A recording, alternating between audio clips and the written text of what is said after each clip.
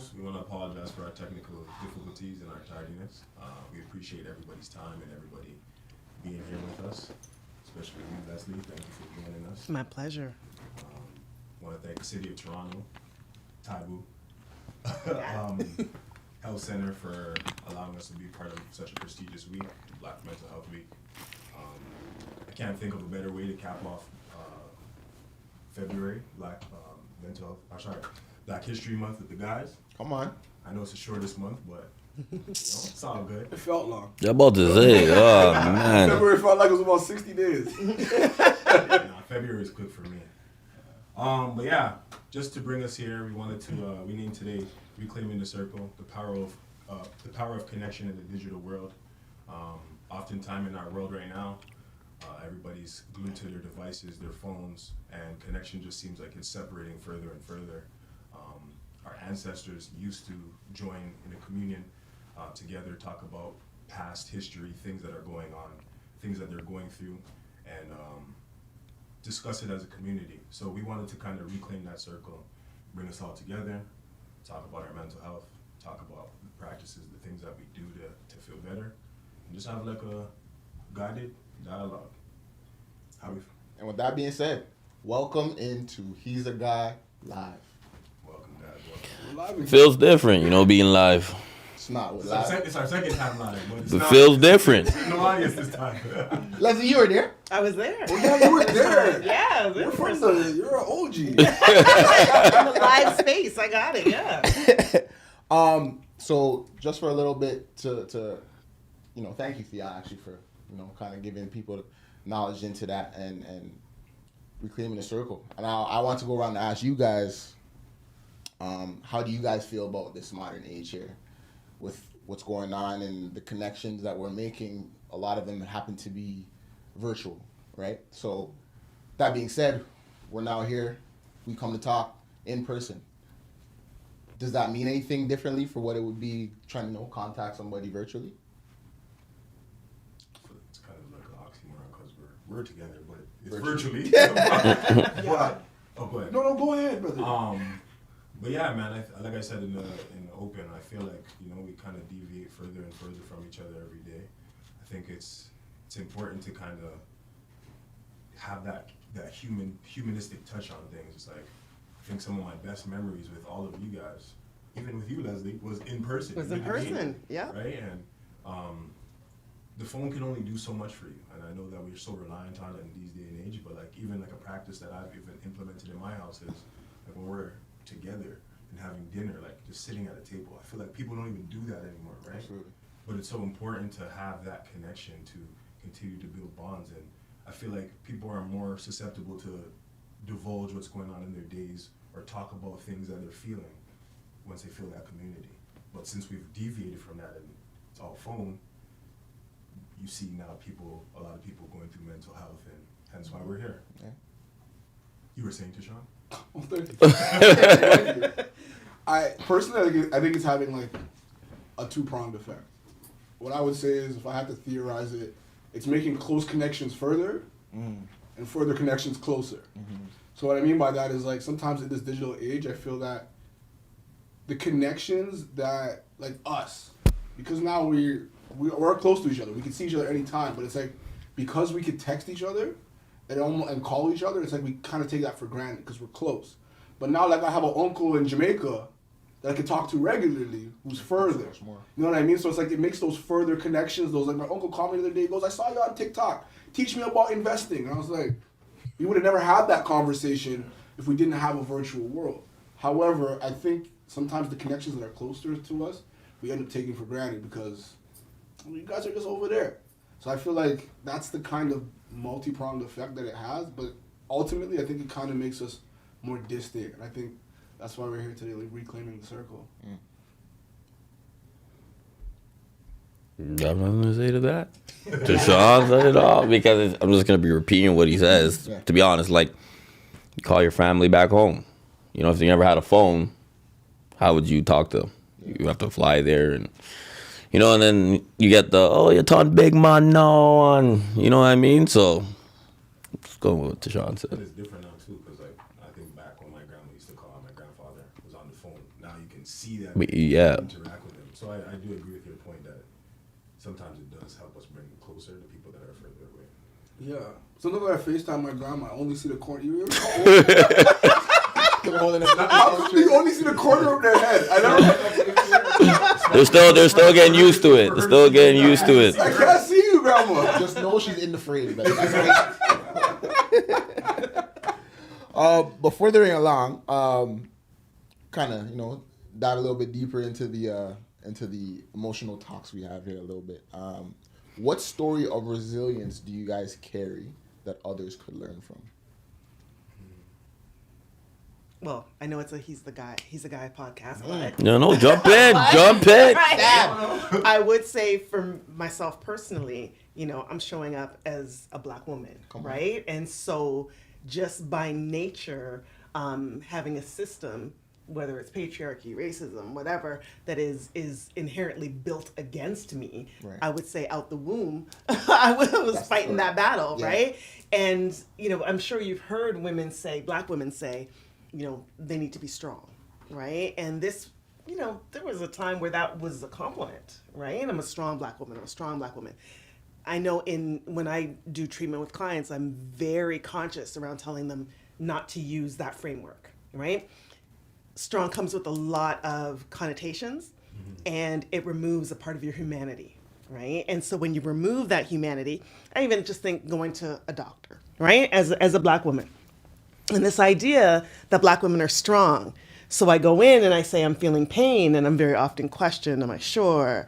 How intense is it? Well, maybe you can get away with not, taking medication. And so there's real lived consequences to these ideas and these identities that are created. And so for me, the resilience piece comes around not just being able to withstand it. That's one part of resilience. But the other part is, how do I then build a life that is integrated? I know this exists.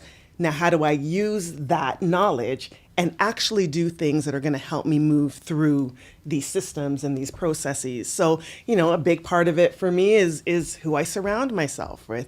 Even the work that I do, right, is primarily geared towards people of color, so I can surround myself with my community, right?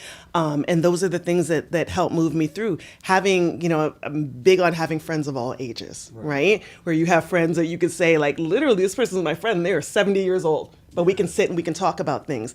And then I love sitting and talking with my daughter and my daughter's friends, right? And getting that perspective. So I think all those things help to build resiliency and are hopefully things that people can take and utilize in their own life with whatever it is that they're trying to move through.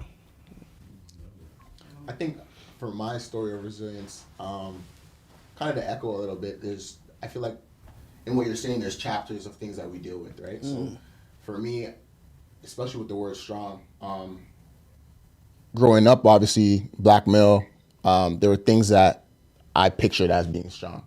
And to come now find out later that that's more of the toxic or, I guess, destructive way of being strong.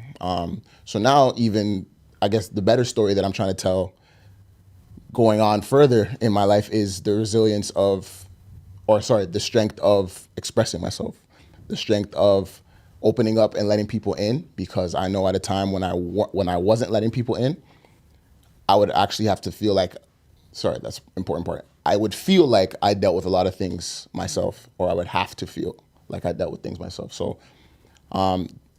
just more so now I feel like the opening up and letting people in and knowing that there's actual people willing to help and willing to love and support me through things is more so my story of resilience now.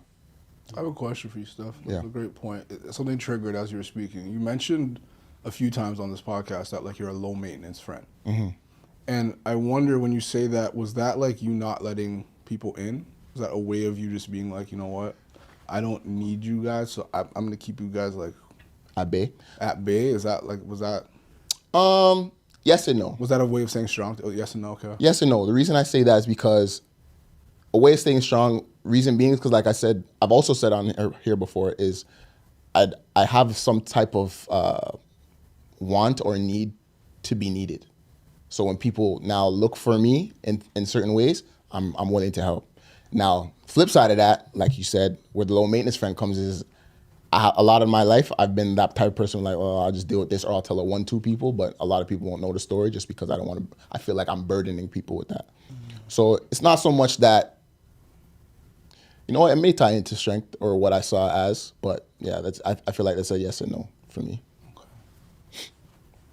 You make a good point, though, because the thing is, you talked about what it was like when you were growing up, what you learned, how your experiences changed that and shifted that, and bringing people in. And that's really what resilience is. It's learned. It's about community. It's about trying to figure out what works best. So sometimes we try this. It didn't really work out very well. Right? It broke down, then we try this. And so all those steps that you were talking about is exactly how we build resilience. Like, resilience is not just something we know how to do, right? It is definitely learned. And as we're talking about community, it's built through community. We've all seen people around us be resilient. Absolutely. We all have had community where we witness people gather together and how that shows up. So we learn these things. And, you know, when we talk about the digital space, are we losing that if we're not actually in the midst of community to be able to connect like that? Yeah. I would say so. I see how I see how in this digital world, like, things erode at our confidence a lot easier. Like, I was listening to Tony Robbins talk the other day, and he was just, I've talked about this before too, this concept of, like, there was a time where the only people that would trigger you would be people that you would see in real life. You know what I mean? Like, it could be, examples like Jim driving that convertible. Like, you know, I hate Jim. Like, Jim thinks he's better than me, whatever. But Jim goes by, you might not see Jim for 2 weeks. But now, like, every time you flip open your phone, there's like 19-year-old billionaires talking about, yo, I'm on a yacht in Miami living good. What are you guys doing? Get you guys money up. Like, we could say some of those things don't bother us, but it's like, they set a tool. It sometimes even subconsciously, it could create this thing of like, I gotta hurry up and figure it out. And then it's like, now I gotta work more, I gotta go harder, I gotta grind more, I gotta this. And then even that mentality takes you out of, oh, let me hang out with my friends. Or let me just see what my family's doing. You can just get caught up in, like, having to get more, achieve more, be stronger, look better, all these type of things just because of, like, the digital world, what we keep seeing. And I know sometimes, like, we don't always consciously compare ourselves. Sometimes it's subconscious. Sometimes it's just like, yo, I gotta go harder. Look at these guys. You're not even saying it out loud necessarily, but, like, you're saying it in your head. No, I'm saying that. That's what I'm saying. I definitely can relate, friend. What we talking about, man? That's motivation. You know, young billionaire was 19. I gotta be a billionaire now. Yeah, no, I agree with that for sure. I'd say my resilience, I mean, I was fortunate to be off of social media for 10 years. Welcome back, by the way. I love that. I love that. I seen that. I said, whoa. That's impressive. Yeah, I was fortunate to be off of social media for 10 years. So, I mean, like, I did have periods where I would go through that, but it wasn't as loud because I wasn't something that I seen every day. But for me, a situation that I can speak on about resilience is like what you tell yourself and what people around you are telling you. I think one of my favorite quotes is like, you can buy water on an airplane and it's like $10. You can go to movie theaters, that same bottle of water is $3, or Costco and it's 25 cents. Where you are doesn't really define you. So for me, I was working at a restaurant and I vividly remember this interaction with this gentleman. Comes in, I'm suited up, I'm working as a manager. He comes in and he tells me, he's like, oh, what do you do here? I said, I'm a manager. He said, security at best. You know what I mean? For a lot of people, that situation, what this person told you, could dictate how you moved forward and how you viewed yourself. For me, it got me for a second. It did. It allowed me to kind of reflect on who I am and the things that I've gone through, whether it's playing basketball, you know, figuring out how to deal with an awkward situation. But it allowed me to remember who I was in that moment. Like, this person can't define who I am. And to be honest with you, this was my earlier days starting out at that restaurant. I ended up becoming the general manager of that restaurant. So my resilience was that I can't allow somebody to come in and dictate the route that I'm going to take. More so, I'm gonna decide where I'm supposed to be, how I'm gonna live my life, and I think it shows up in so many other ways. It's a good feeling to know that no matter what people view you as, and I know a lot of people don't feel like this about themselves, but nobody could ever tell me that I'm this, I'm that. I'm gonna always be who I want to be. That's very powerful. My mom used to tell me that all the time. She's like, if you know who you are, nobody can tell you who you are. Come on. Right? So, 100%. Absolutely. You guys need to watch Moana. What's going on? Moana, when you have kids, you watch a lot of shows. The father was that those the shows are father, deep, bro. yeah, the father and the grandma always say, "Let them know who you are." Yeah. Right, so it goes back to what you said. Hey, watch Moana. You guys tap in. All right, I'm gonna check it out now. I got Disney Plus. Going on further here, why does healing in community work better than healing alone? I mean, do any of you know everything? Oh, no. Right? But you gather together, and all of that shared knowledge now, right, becomes something all of you can leave with, right? So, I mean, it's without a doubt, done together is going to bring you further. Why do you find, Leslie, that in your line of work, I guess, dealing with people, why do you feel like people tend to heal alone or want to heal alone? Actually, piggybacking off of what you said, they don't want to be a burden, right? I don't want to feel like I'm a burden to somebody. A lot of it is rooted in identity and connection and attachment, right? So a lot of times when we feel some anxiety or angst and we start to overfunction, right? You mentioned that if somebody needs you, you'll show up for them, right? You'll do it for them. That type of stuff where maybe we're not asked for things, but we show up and we do it anyways, or we go above and beyond, which absolutely makes us great friends and family members. But that over-functioning is anxiety trying to maintain connection, right? I'm going to keep doing this because if I do it, they're going to see me as valuable. They're going to see me as somebody that, they want to be connected to, but I'm not going to burden them with stuff because that might disconnect us. Right? Nobody wants to be the person that brings the party down. Nobody wants to be the person that always needs the help. So I'm going to back away. I'm not going to do that. I'm going to show up, right?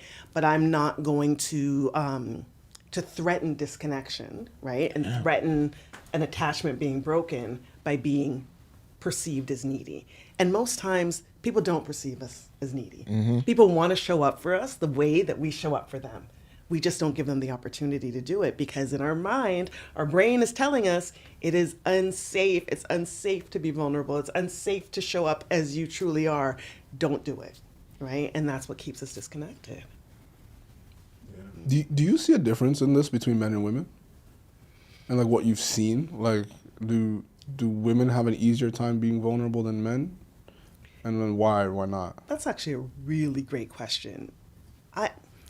I would say no. I would just say it appears different, right? Yeah. But women just as much so. So women tend to have friend groups that they rely on a little bit more, right?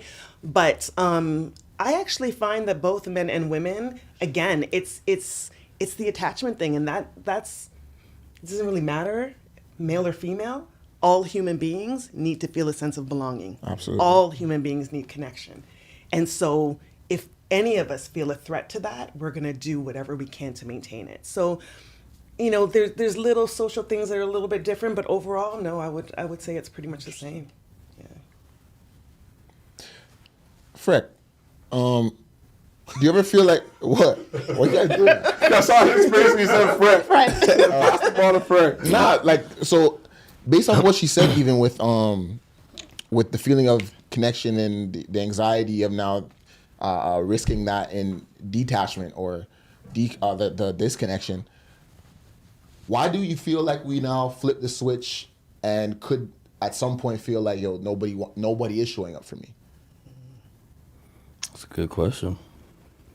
Maybe it's deeper. Like maybe you did something to someone and they don't want to show up for you. I don't know. Right? But I was gonna, even when you guys talked about like the burden And that I was like, maybe it's not being a burden. Like maybe you just don't want people to judge you as well. Fair. Right? That's Because if you ask me, like, yeah, I don't want to put my burdens on them, but maybe if I tell them it's too deep for them, they're not ready for that. They can't handle it. So it's like, you know, that's when a lot of people do take a step back. That's true.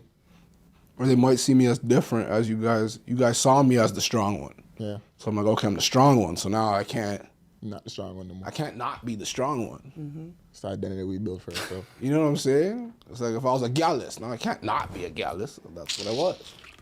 Wait, kiss your teeth, bro. You feel He's like always talking about this gallus. Like, brother, that's dead.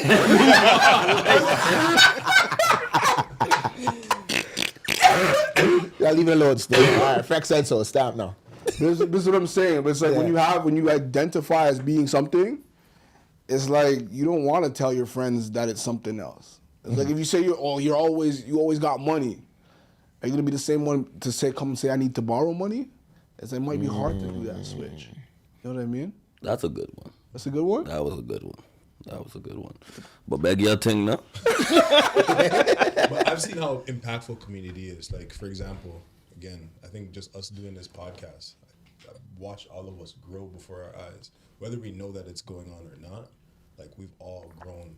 Like, bro, to see you in your bag hosting our podcast, you know what I mean? Like, at first, all of us, we're all hesitant to kind of do this. And, like, you've grown so much.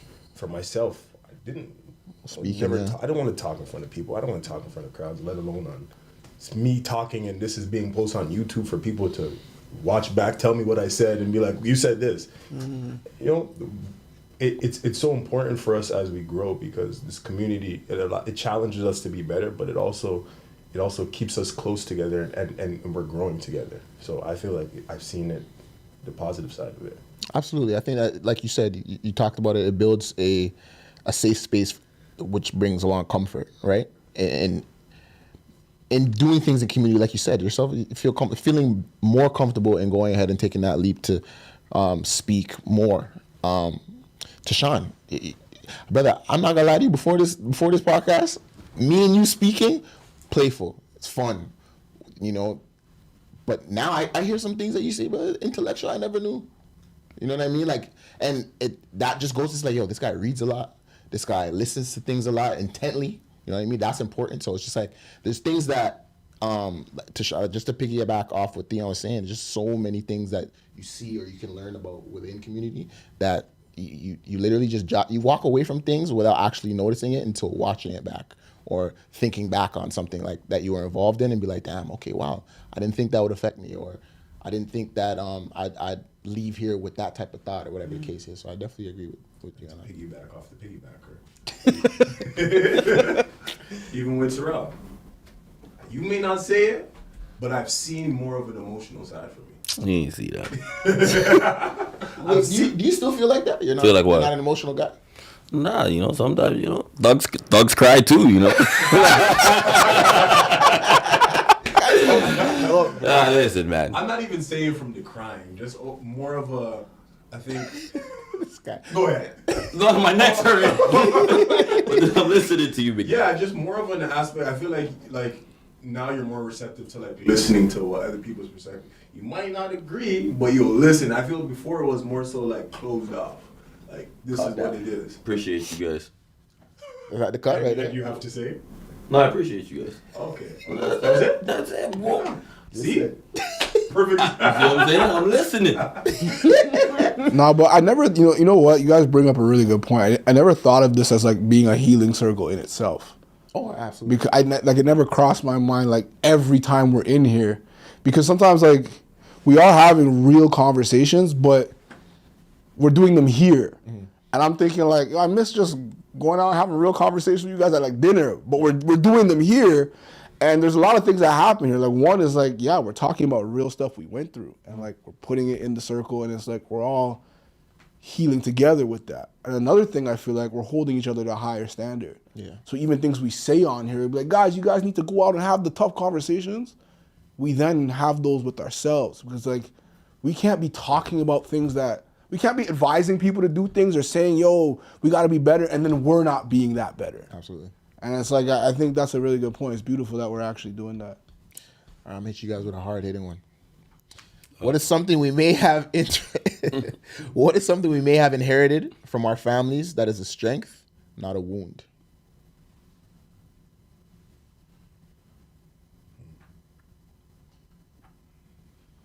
I'll go off rip. Proud, but not pride, if that makes sense. Explain. Explain. Okay, so proud in kind of like what we just mentioned prior, where we're talking about knowing yourself and knowing who you are, or having a sense of knowing who you are, so other people can't tell you what you are. My family is proud. I have a lot of people that are in my family that are outspoken, and their confidence is high. Now, in Jamaican community, it's not a high chest or whatever they think. Big up yourself. They wear that, you know what I mean? With again, pride. So the proudness that comes from it, they still take the criticism, will laugh, will joke, all these different type of things. But again, there's a sense of pride. I want to say proudness, but doesn't feel right. But yeah, I think that would be for me. That's one thing I think I would inherit. That's definitely not a wound, because again, when people knock your pride, that could be seen as a wound. But, I think for me, shout out to my mom. I think it's even just going back to resilience. I've grown up watching my mom kind of get knocked down, but just never really even showing it. And like, for me, being young, I've seen her go through so much, and you know what I mean? I think I've heard her maybe cry, but like, she wasn't ever doing it in front of me, but like, she was continuing to show up for us no matter what. And like, a lot of things that could have broken her,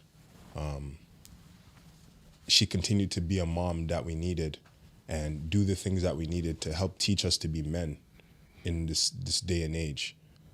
So I think you could look at it like it could have been a wound, but it's one of those things that she just wanted to make sure that we had the best lives for ourselves, and no matter what was knocking her down, she wasn't ever going to stay down.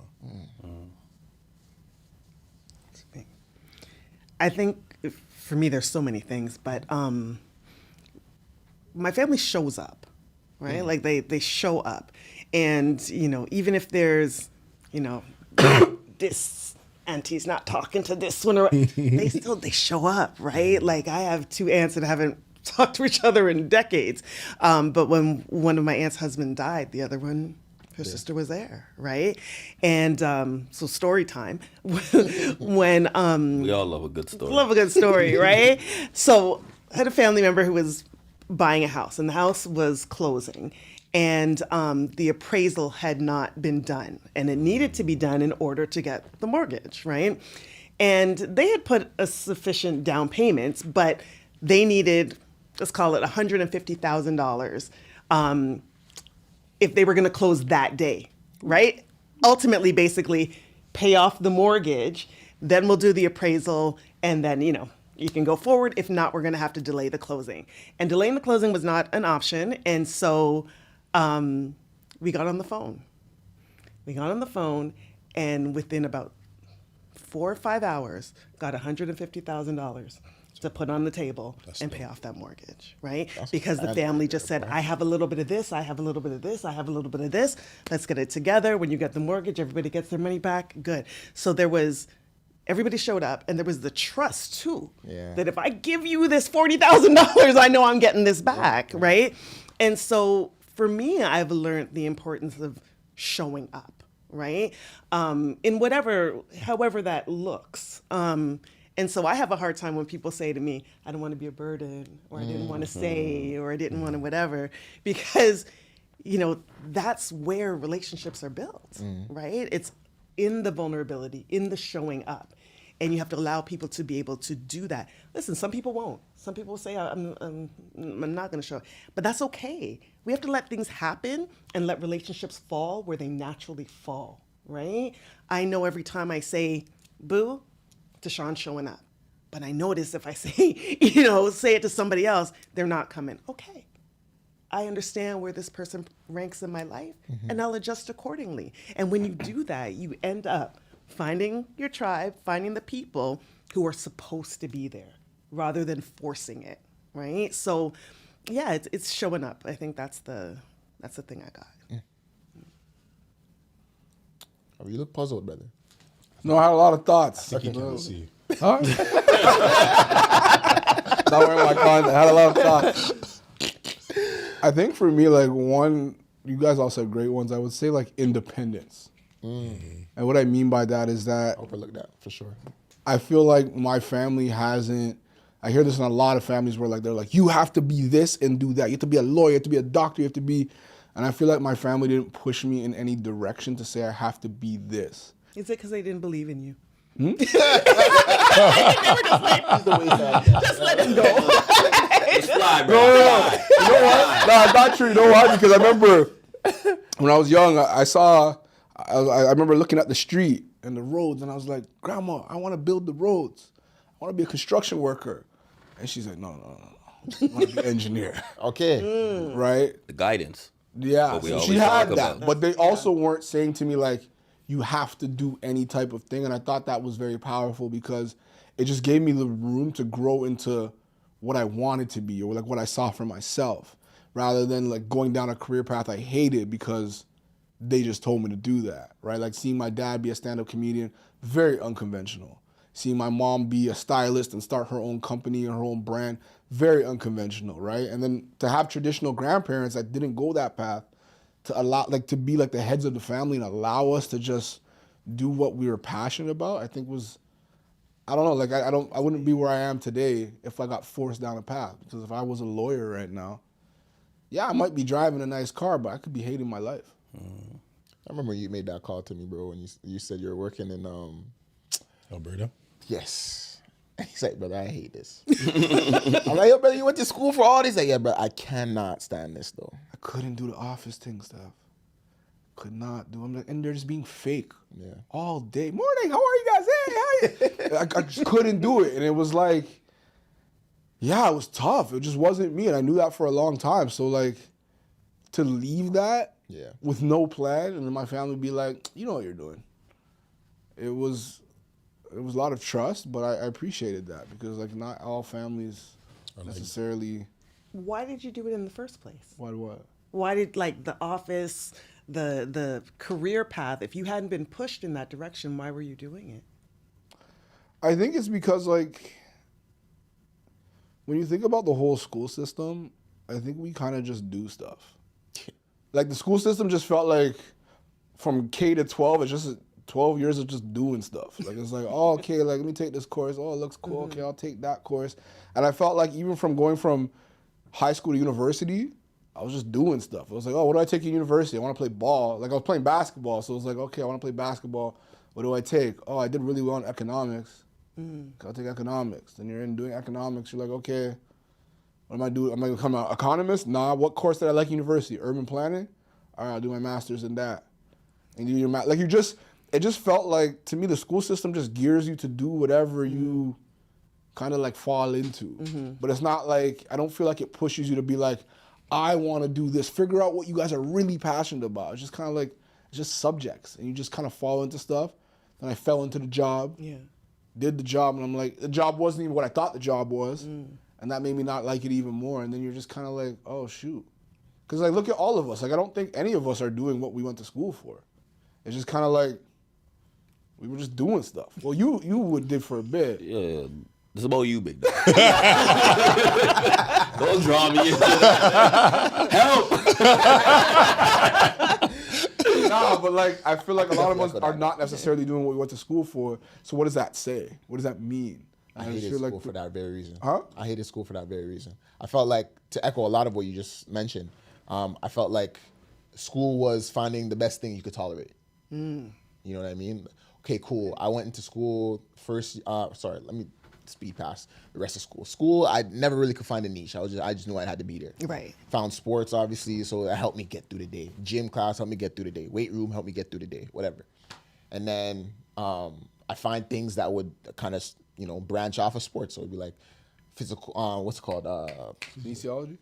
Yeah, kinesiology, things like that. So I thought, you know what? I'm gonna go to the University of Kinesiology. I got there, so It's a lot of work right This here. bone and that bone and muscle and what? I'm saying, like, I said, too much work. I said, okay, cool. So I'm gonna enter in as a general arts major, and we're gonna find out what we like, because that's what they told me the best thing to do was. They told me, right? Okay, cool. So I found computer science. Okay, cool. I could do this. But now was a lot of tech and coding and this. I said, it's not gonna make it still. So next thing, what did I find?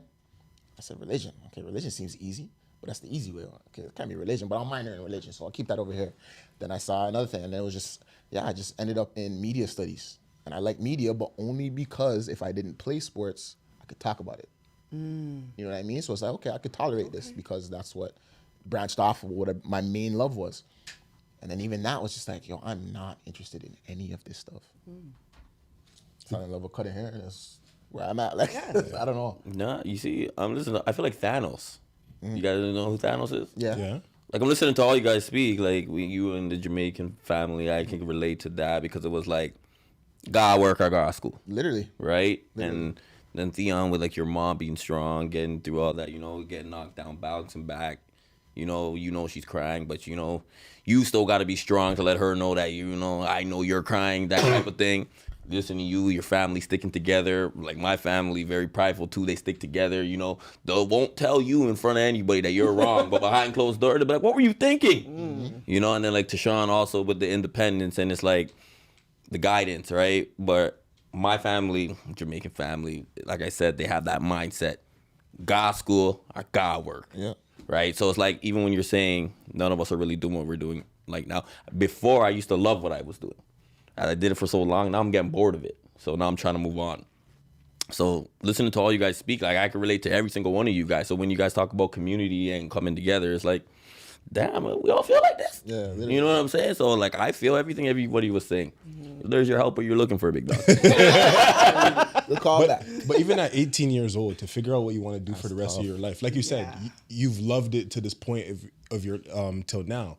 But that was a previous chapter in your book, right? Now you flip the page and it's like New me, right? And that's to piggyback off of what you were saying. Like for me, being in university, I fell in love with psychology, but I was too far in business To not double back. to go. You know what I mean? How could I? Why would I do this now? And then I'm not gonna. You know what I mean? And bring up more debt. Do all this. My basketball times is running out. I'm not gonna do it. Yeah. You know what I mean? And it's like, now you graduate, am I gonna go back and do something with psychology? No, I'm just start Figure this working, out. right? And it's tough. 18 years old to figure out what you want to do for the rest of your life is Live same lives. the circle, brother. Yeah, literally. Dr. Juice. Was part of the decision, I got the money and the time, what other people might have said? Well, to be honest, I started playing basketball like professionally after. So, I don't know. I'd never like you said. I probably wouldn't have went to university if it wasn't for sports.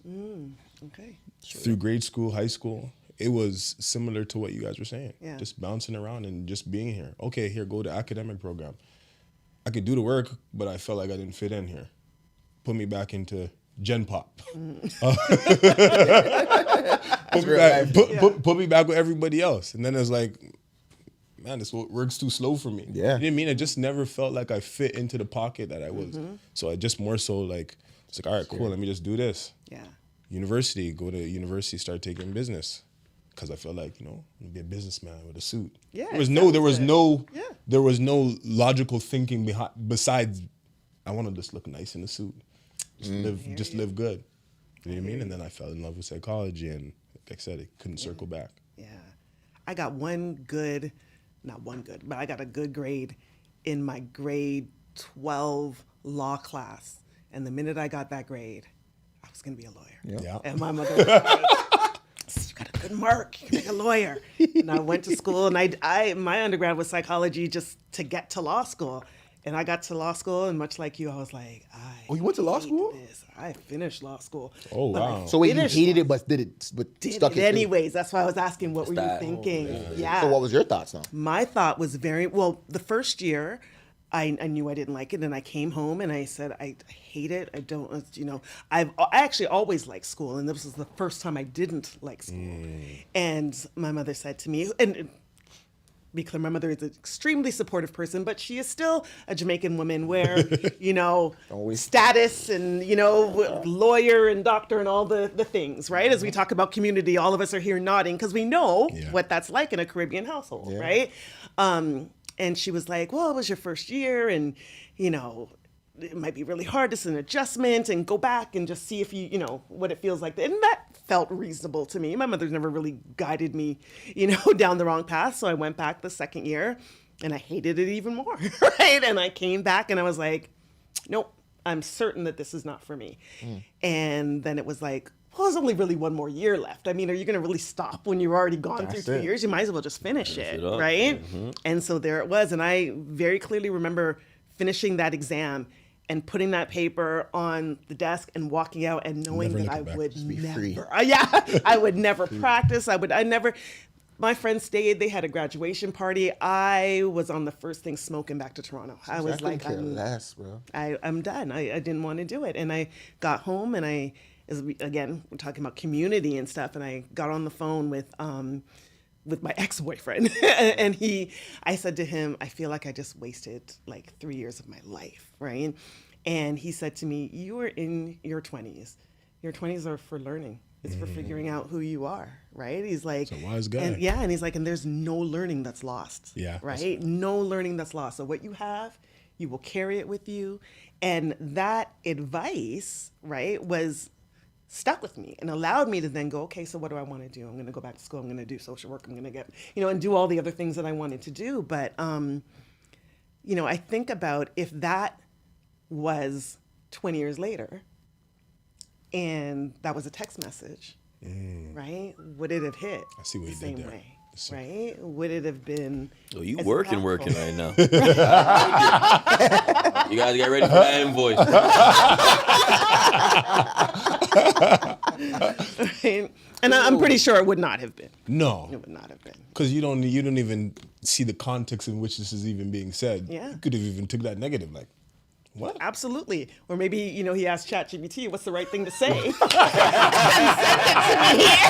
That's valid. Right? So, He doesn't talk like this. right, exactly. So, Do we get okay, so speaking of ChatGPT, I have a love-hate relationship with this thing, but I find myself over time using it more and more just to kind of like clean things up. So I have my ideas or whatever, but the way that I use it differs from the way that another person uses it, and another person and another person.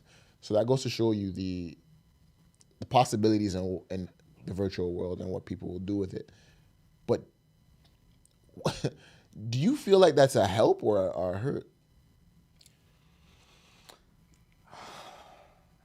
I feel like here's the issue with it for me. Now it feels like you didn't put. It can feel like you didn't. If I know ChatGPT wrote it, and it comes from somebody else, it's like I feel like you didn't put any effort in. I feel like But how could you know? I feel like you're cheating on the test But how could you know? because it writes in a pattern. Okay. Like, there's a pattern that it writes in. It has these dashes. It sometimes it'll be like no fluff, no bull, just results. Like it just says these things. You're just like Keywords, yeah. it's just like it has a pattern. If you read the lines and you don't coach it properly, it has a pattern. So sometimes it's like somebody will write this big thoughtful email like, Tashawn, it was so great having you. You're great. Next time. And you're just reading it, you're like, oh my gosh, they cheated on this test. There's no real, like you didn't write it with your heart. There's no mistakes in the writing. There's no, like your personality's not in it anymore. So it just feels like it makes it feel disconnected. Imagine somebody wrote you a ChatGPT text. But It that's was just what I like, mean. happy birthday, Steph. And it was just like, you're a great friend. And it's like, all the times we've had to, this doesn't sound like me. You're like, this guy cheated. Yeah. He finessed me. Yeah. But it's like, what if I called you? What if I sent you a voice note? What if it would hit what if you different? showed up at his What if door? you show up? Show up at his door. Yeah. You know what I'm saying? Okay, so let me flip that another way.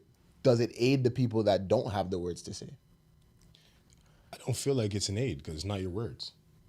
Right, but if I can't formulate a certain thought or emotion, but I could now, and that's what's tough, right? Because you got to tell an AI something to give me back something. So it's like if I can't formulate certain words, but I could tell, that's why I find the disconnect. You know what I mean? Like, I just don't know how that works, if that makes sense. I don't think you can outsource emotion, right? Right. And this is why I think it can be problematic. I can still remember my childhood phone number.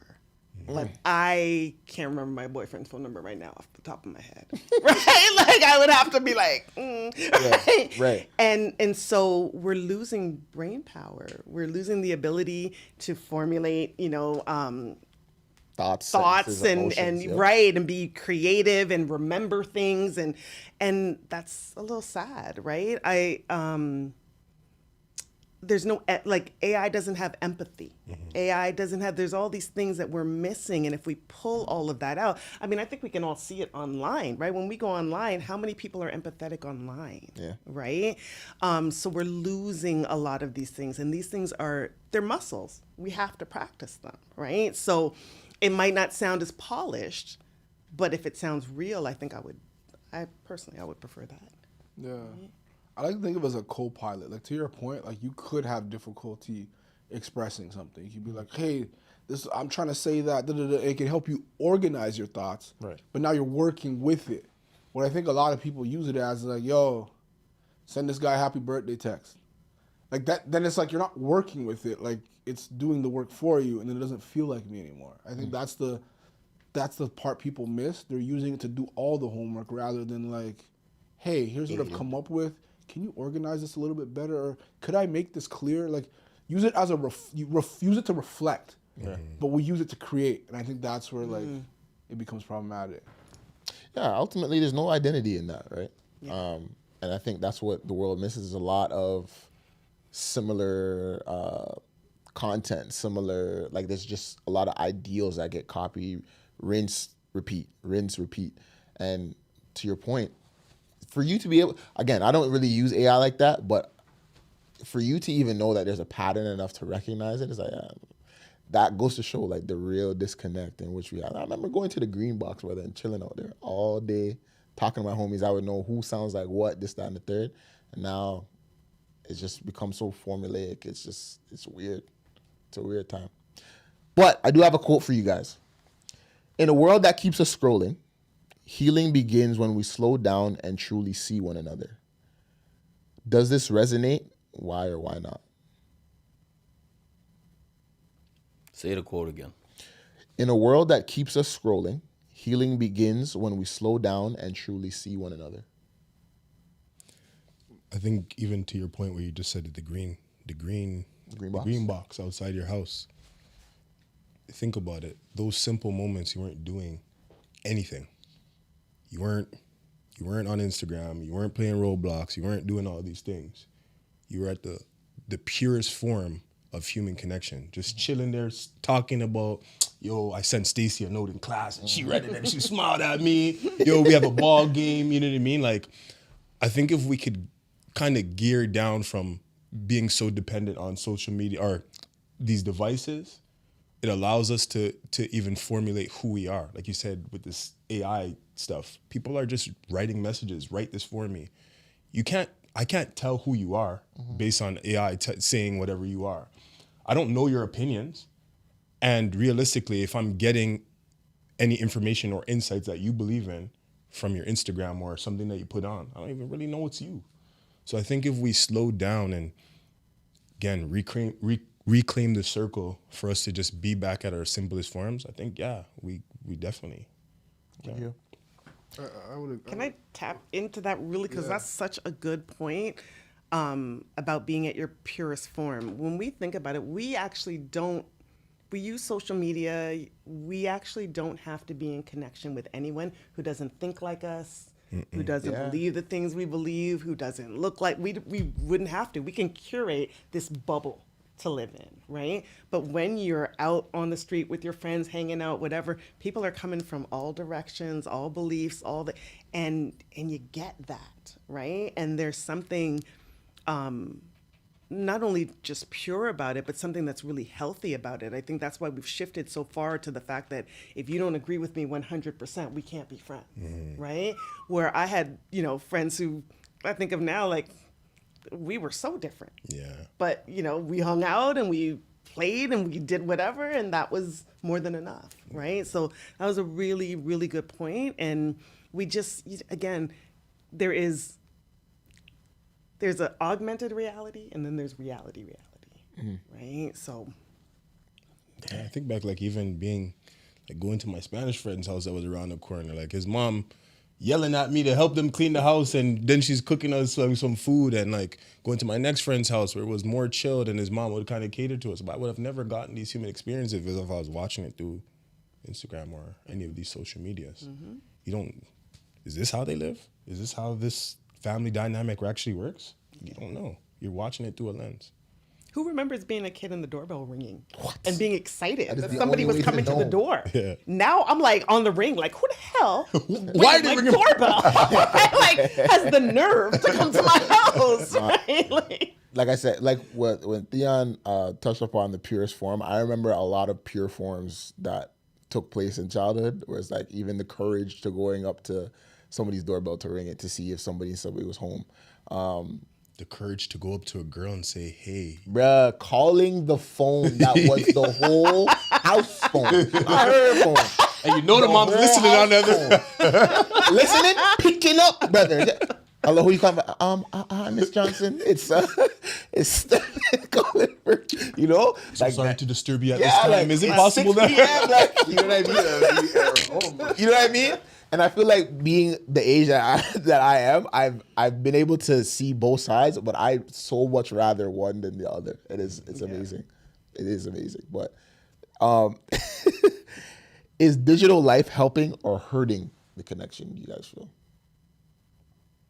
And is it fair to put a blanket over whether it's one or the other? I'll repeat what I said earlier. Like, I think I was about to say, I think it does both. Yeah. Like it connects you with people you would have never connected with. Like some people I'm friends with, some people I've met simply just because we have online, we have Instagram, we have social media. Now it's like your reach is so much further. But at the same time, you can rely on that too much and you can lose that real authentic in-person connection. So it kind of can go both ways. So does it help or hurt us? I don't know if I could say It's not fair to one put a or the blanket. other. Like I see it both ways. I want to counteract your point, but I can't. Like the only reason why I say that is because my question would be to you, do you feel like you couldn't have found that if you were just to go out and do it? And even more to that, a lot of these people that you say, like, I know now because we've met on social media, you don't really know them, though. Like, you Know what they show you? Yeah, you know what they show you, but you don't have, like, there's not, a lot of times it's like surface level. Like now you actually see them in person and you're like, hey, what's up? And they're like, hey. And keep it moving, right? So you don't really have that humanistic connection with them, right? I'm not saying that social media is the place where the connection became deeper. I'm saying that's Starts. Like where It starts to plant the seeds. Now it's like it actually plants. Like now you're able to meet people you may never have met if we were just. But that's my question to you. Do you feel like you wouldn't or you couldn't? Yeah. It depends how far we back. Depends how we predate digital. Like if you're thinking like we're on foot, we have no cars, no nothing. It's Okay. like you're just in your village. That circle. I don't know if that's digital. I don't know if that's digital. No shirt on, talking about like you're not meeting nobody in Canada at those times. Like who's even over there? But like now it's like our world is more interconnected. But I think we also can rely on that too much and take it for granted. It's like a great privilege that we have, but sometimes with privilege comes complacency, and I think sometimes we get complacent with it. Now I could just text you rather than call you. Now I could just email you rather than send you mail. Like, you know what I'm saying? Like, imagine we sent each other mail. Like, that was a different type of love. But like an email birthday card would never hit the same. So Do you see what I'm saying? So it's like, again, for me, it's all personal based. Like, for me, I feel like, okay, let me put it to you like this. You know when you guys find like a hole in the wall type of eatery spot, and it's a place that you'll never forget because that's like such a find, like a needle in a haystack, versus me now finding a great post online. As soon as I close the phone, I can't remember for the life of me where to go back and look for this thing. I don't know keywords to search. I don't know what looks like which because all things kind of look similar. in a way. Does that make sense? So in that is what I'm kind of saying. Like, for me personally, I feel like the what's it here? The digital life is yeah, it could help. It's just like I don't know. I feel such a way against it personally, but I might be stuck in my own ways. Yeah, because you love the old days. You Not love even so much the old days. Even now, brother, I feel like I go places and I find things, and again, just strictly off stumble. I'm not talking about like me finding it online and then going and seeing it, experiencing it. But I'm saying like strictly off of stumbling. Like, yo, I'm going to make a note. Oh shoot, they have a record store over here. I like records. I'm gonna go over there, and it's nothing like that aided through the digital life. You know what I mean? It's just experiences for myself. No, I had an example. One of his brethrens, I see him at my gym all the time. Yeah. And now, like, I didn't know who he was, but he came to me, he goes, yo, I'm Steph's boy. I watch your guys' podcast. Yo, I love what you guys are doing. We had a deep conversation. That would never happen if there was no digital world. The intro to me came from the fact that he witnessed a digital conversation that we had. He's like, I love what you guys are doing. Now we have a connection. Now every time I see him, I hail him, we talk for like 10 minutes. It's like, now there's a connection there that would probably might not have happened.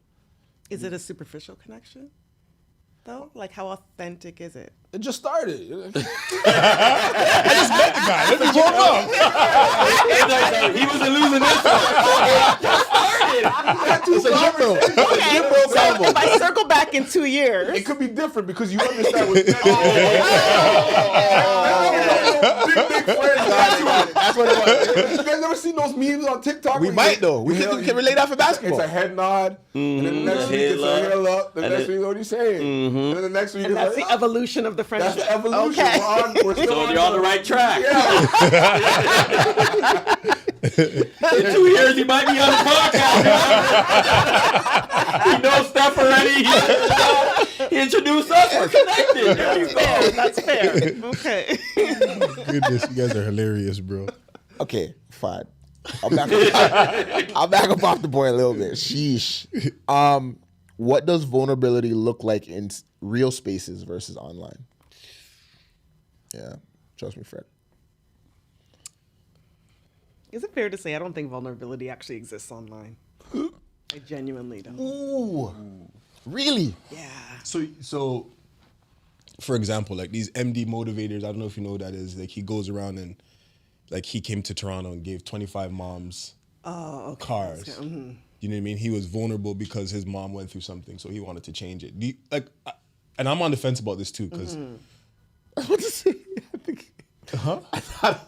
I don't believe half the stuff I see. Like, Fair. No, for sure. I'm on the fence with it because I mean, like, I feel like I do a lot for people and don't display it, but I also don't think there's something wrong With displaying it, right? Yeah. So I feel like it's hard to say. What was the question? Is vulnerability? what does vulnerability look like in real spaces? Sorry, real spaces versus online.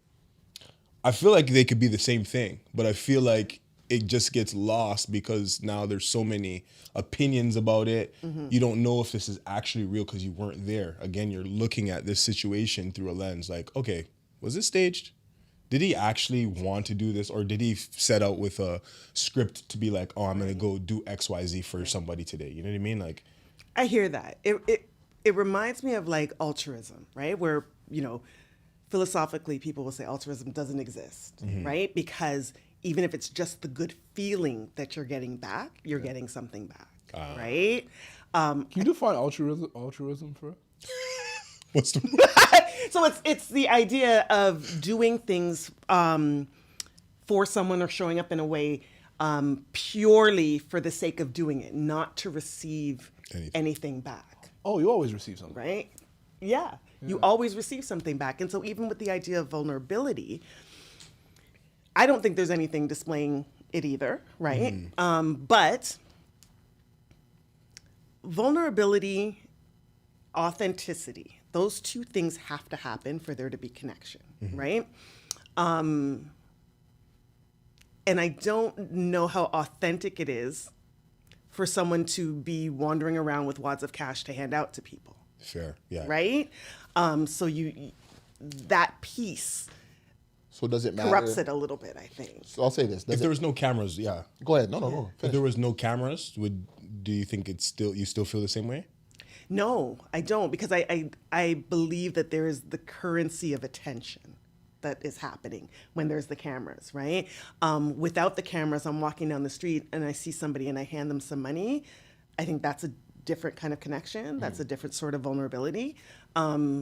It just reminds me of like, you set up the camera for the perfect angle to cry about what happened about your breakup, right? Or like all of these things. Or even sometimes like this morning, I opened Instagram and there was a girl and she was saying, I had all these pictures about things that had happened to her throughout her life and basically where she was now. And listen, it's partially branding, right? Not to say those things didn't happen, but it's partially branding. And then the other piece with the vulnerability is I'm looking at it and I'm reading comments, and now here we go with people losing empathy and people being cruel Absolutely. and people, right? And then it's like, well, why would you put all this out there and why is this necessary? And then I'm thinking, well, is that building connection? That's not actually building connection, which is what we hope vulnerability is there for. This is just building engagement, right? So that's why I don't necessarily think they coexist. I think though you could, for example, like all these football players that are, tragically taking their own lives. Imagine one being vulnerable online and being like, I am suffering right now. I don't know who to turn to. I don't know what to do.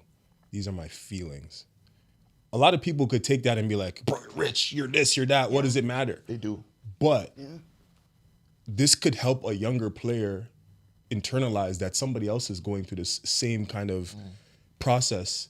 Whereas now, if he didn't really have the platform or the online presence to do this, he wouldn't really have somebody to kind of spin back and be like, actually, I'm going through this too. Let's talk about this. Or if that was to happen or whatever. But so I do agree, but I do think there are positive reaches with the vulnerability because it could, I do feel like it's kind of weird divulging a lot of stuff, but I think if it's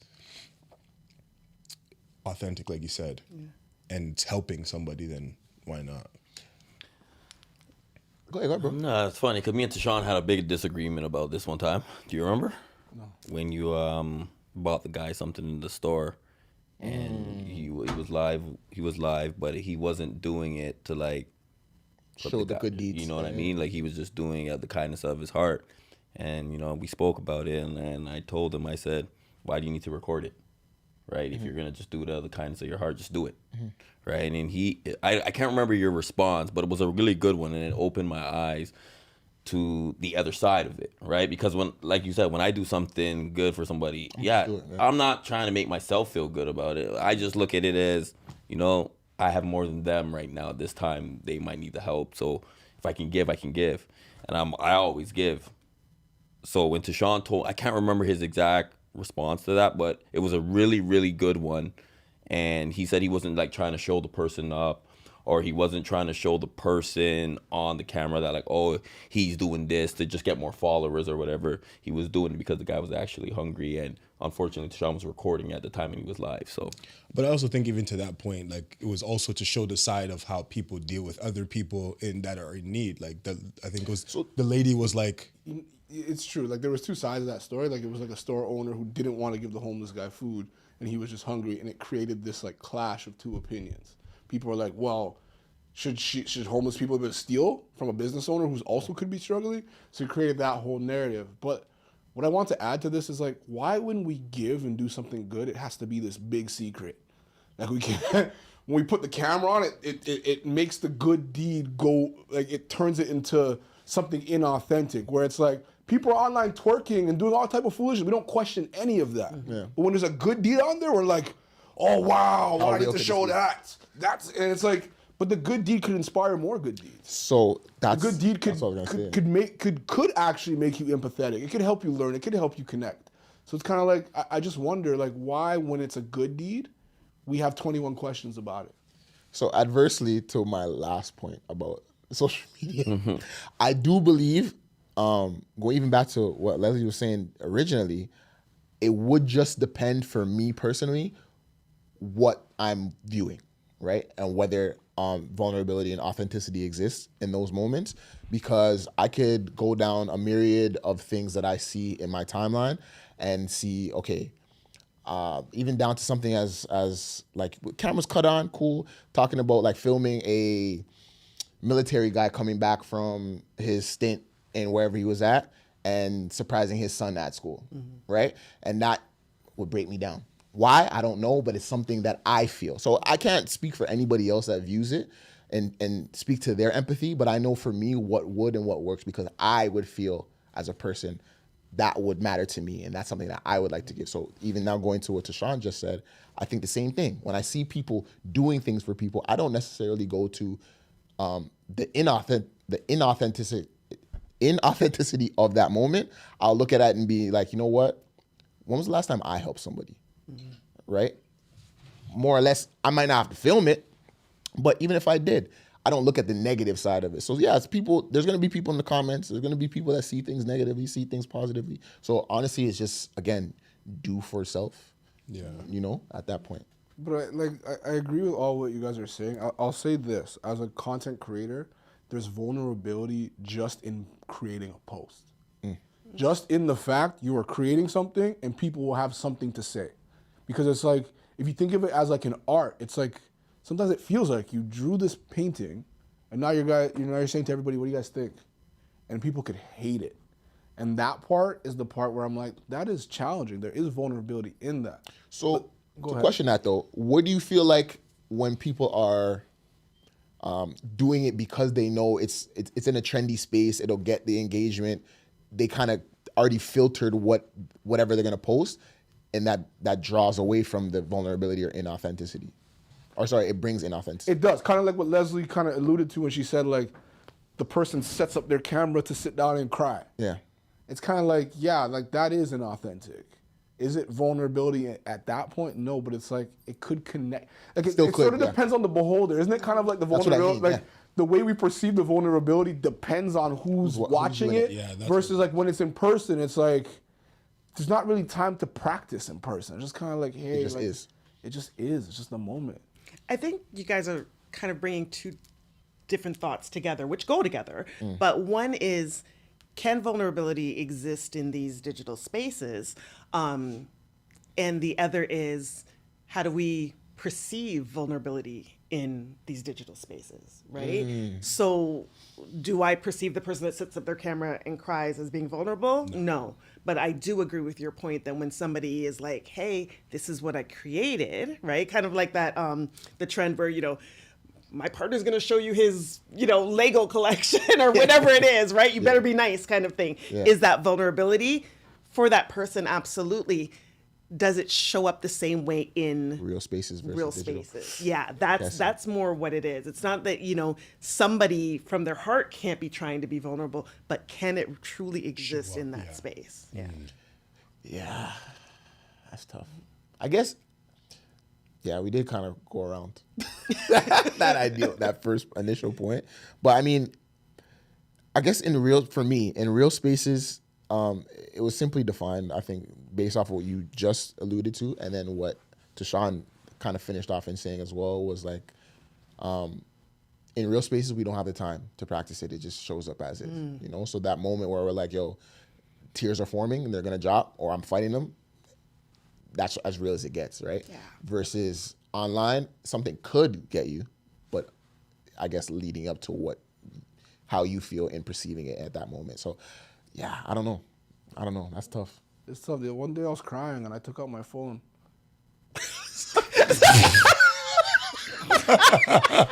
It was a real cry. Say you're trying to get some views, though.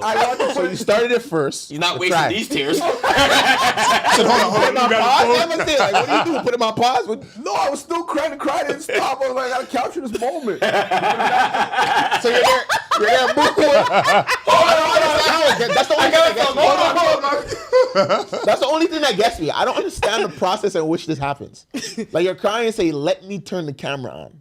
It's not that deep. It's like you're crying and you're like, holy shit, like, wow, like, I'm struggling right now. Let me capture this moment. Yeah. Because it's like when you're creating content, you don't want to always have only good moments. There's bad moments you want to capture too. Because then you look back at it and be like, yo, I was on my face. Could you not just say, yo, I was crying? Could you not just turn it on afterwards and be like, yo, I was crying? Man's like, you might not believe it. I don't. I'm confused. I'm trying to work through the process, brother. To make me believe you got me on that one. Hold on. I'm just trying to understand. Sometimes the cry is so hard, Yeah. it doesn't just end. Like you could grab your phone and you're like, damn. And you do other things and Yeah, like I'm. Like, are you washing dishes too? No, I was driving. Sometimes a certain song was played. I was driving and Agreed. I broke down. Agreed. I caught the moment. All right, fine. We'll leave it there. You're funny, man. But that was vulnerable because you knew they were going to clown you. Yeah. So, and you still did it. yeah. Like that was- Did you know? Yeah, 100%. I want to be on his side. I did it. Just didn't make sense. I did it. No, man. Okay, so what are some of our takeaways from today's digital or the reconnecting of circles? What do we have some takeaways? I'd say bringing it back to your purest form. Allow yourself to play. Allow yourself to not be so dependent on devices, social media, and then just that humanistic connection, man. It's just nothing beats it. To be like smiling and happy and knowing that you're right there experiencing the same feeling that I'm experiencing, you can't put a price on that. And like, no matter if I watch that on social media or something like that, if you guys doing that, I may have a way I feel, but it's never going to be the same way that we felt in that moment, creating that bond or memory or whatever. So yeah, just going back to that purest. I'll piggyback off of Theon. I think it's like asking yourself the question, what's the most human thing I could do? Because I feel like the most digital thing I could do could feel like the laziest thing. But when you go to the most human thing that you could do, it's where the connection really is. Just as simple as like, I could text you happy birthday. That's on the digital version. Yeah, why are you playing in the tree, bro? My bad. My bad. I could text you happy birthday. That's digital. I could send you a voice note. That's more human. Can we send you a video? That's more human. I could call you. That's a little bit more human. I could show up for you. That's even more human. I could show up with a gift. That's even more human, like a little bottle of Ray and nephew? Ray and nephew. A Mickey? Hey, what you want to say? Mount Gale. You're Jamaican, I know. I could have showed up with a bottle for you that would even be more human. And then like we could go even to the most human. But sometimes I feel like in the world that we're in today, we rely so much on the digital to just say, oh, check mark, I did it. As long as I reached out. Where it's like, when you ask yourself, and sometimes when you can't do the human, you could rely on the Start to digital. go back to things, yeah. But it's like, when you start asking yourselves, like, how can I make this more human? I think we get to a better place. Okay. I would say integration. So integration is just kind of like, we're all functional on some level. We feel like, we're good people, we can handle our jobs, whatever it is. But for all of us, there's something that can destabilize us, right? So maybe it's criticism or judgment.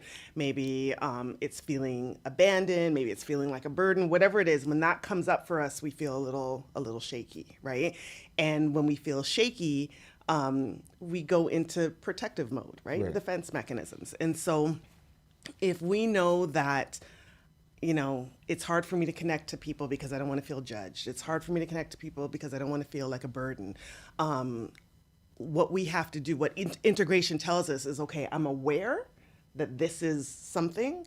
Now, what am I going to do about it? Right? And finding just small ways to correct the very thing that is challenging to you. So if I feel, like somebody's going to judge me, maybe I take a small risk. Right? And I might not be laying, my soul bare to them, but maybe I test with one little thing, right? It's a small thing. And if I don't get that judgment, great. I'm moving a little closer, right? Maybe I don't want to feel like a burden, but I'm going to ask, do you mind doing this for me? Small thing, right? And slowly just start to integrate things that are going to help us to not necessarily get rid of what destabilizes us, right? Because that's pretty deeply ingrained. Yeah. But at least moves us closer to navigating it successfully, right? And I think when it comes to connection, we can all do something more, right? We can all say, you know what, I'm going to make sure that I have a lunch date with mom once a month, right? And we like to say we don't have time. Of course we have time. We have time to scroll on the phone. We have time to do it. We can do those things. And committing to that, when you commit to it and you get the positive reinforcement from it, you're more likely to do it again and again and again. And before you know it, you're 10 years off of social media, right? Because now you found other things to replace that with, right? Yeah. Things that are much more fulfilling and more connecting. So I think just finding ways to integrate things into your life. Oh, there you have it. I have to call my mom. I got lunch today going. They're laughing. I'm being serious. Yeah, bro. I got that lunch today going now. The connection. Well, I have a question. Okay, when's the last time you talked to your mom? 3-4 days ago. Deshaun, what about you? Today. Okay. I talk to her almost every day. Almost every day. Today. What you Talk do? to my mom Yeah? every day. So? Every day. Every day, but yo, my mom's in Jamaica. She ain't talking to me, man. You know what's funny? She's in Jamaica for a funeral, right? It's not funny, but it's not funny. But we have like 9 night and things like that, so whatever. So she has a thing about going away, right? Where it's like, you know, I can reach her, she'll answer within seconds when she's here. When she goes away, bro, I remember I said, yo, show me where. Like, she has an Airbnb. This one, the last time she stayed at the Mangrove Princess, whatever, when she was in Jamaica. Like, so every time she goes over there, it's like I can't hear from her for like 4 or 5 days at sometimes. And it's like, what have you been up to? Like, I'm just having fun.